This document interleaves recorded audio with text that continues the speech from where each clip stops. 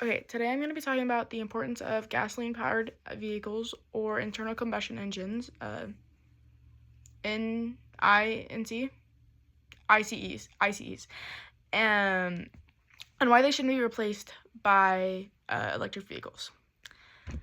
The main question here is, are electric vehicles really as safe as we have been led to believe by production companies?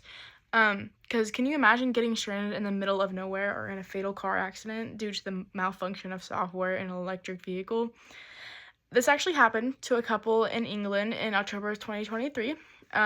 The lady reported that her BMW iX engaged autopilot without any interaction between her or the car, and the car accelerated uncontrollably and eventually crashed.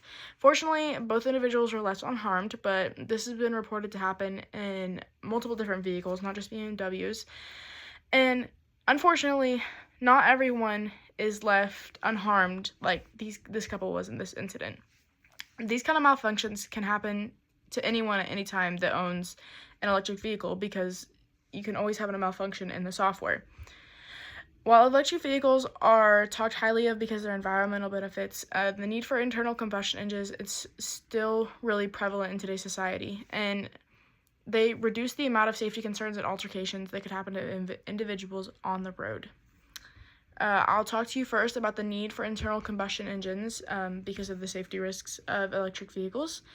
Then I'll talk about the different alternatives to electric vehicles, ensuring a safer option. And finally, how internal combustion engines can benefit society if they are not banned. I'll begin by telling you about the need for internal combustion engines. Internal combustion engines have proven for centuries that they offer consistent performance and mechanical reliability. The issues are that the state of California is trying to push out and completely overrule the manufacture and selling point of internal combustion engines. They can still be driven, but they're not going to be allowed to be sold or retailed, and making the state of California and other states more reliable on electric vehicles nationwide.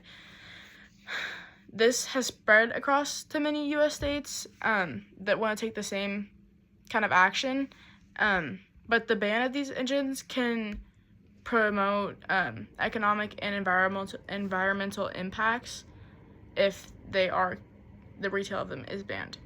It could lead to a huge loss of jobs, one, for people that manufacture these vehicles, and two, it will leave an upfront higher cost for the people that are buying electric vehicles because they're often more expensive than internal combustion engines.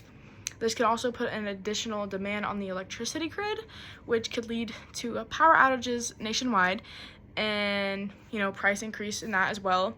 And then the increase of mining materials such as lithium, cobalt, nickel, which will result in environmental damage. So ultimately, the production of these vehicles or of electric vehicles is not as environmentally friendly as we thought because you still have to mine for those materials for the batteries.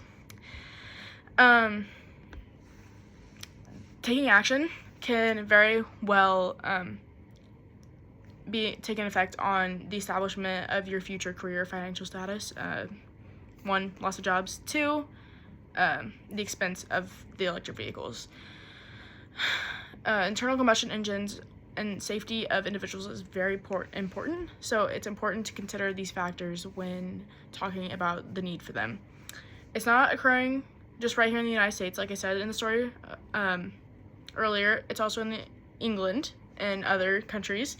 There's a push for this ban worldwide in different regions, and the safety concerns that the electric vehicles pose are just not worth it.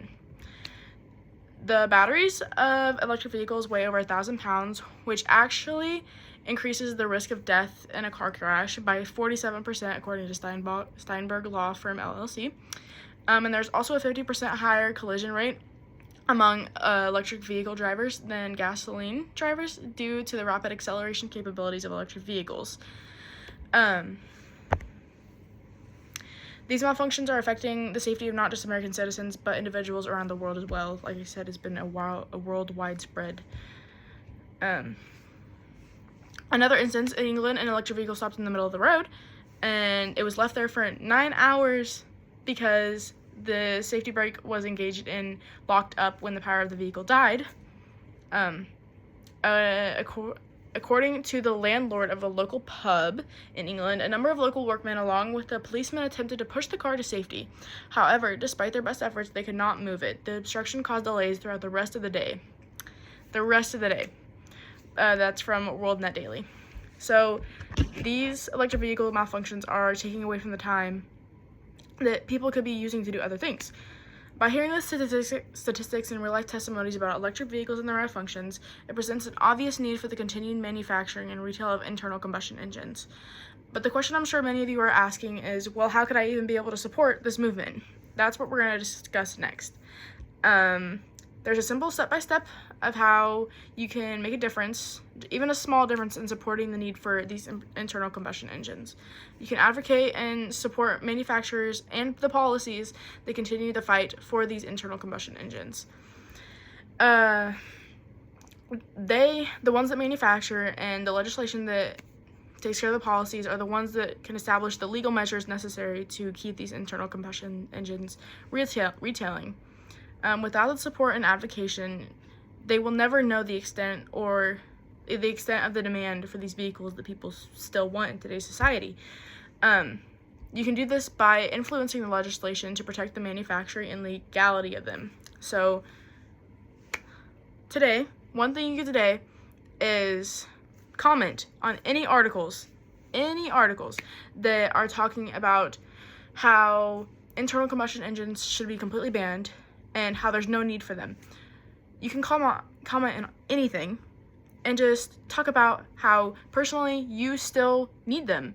You still advocate for them, and by doing so, you can advocate for them, and this could eventually influence the way legislation views these policies that these states and countries worldwide are looking to implement. Taking action on this issue may seem like a lot as an ordinary citizen, but there are major benefits for the outcome of this support.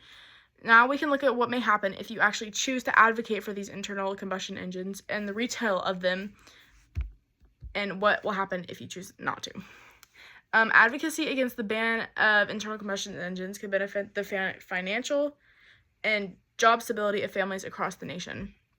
If you decide to advocate for these things, you're advocating for preservation and jobs of people in manufacturing, auto repair, fuel production, and trucking, as well as the continued investment of research and technology for internal combustion engines to make them more efficient. It also would allow for a wider variety of vehicle choice for consumers, not just electric vehicles, lowering the vehicle costs and a potential investment in biofuels to help regulate the carbon footprint that these gasoline-powered vehicles put on the earth. If you don't advocate for them, there's a problem that arises when you think about the tragedies of the multiple fatalities these electric vehicles could bring, and the safety concerns.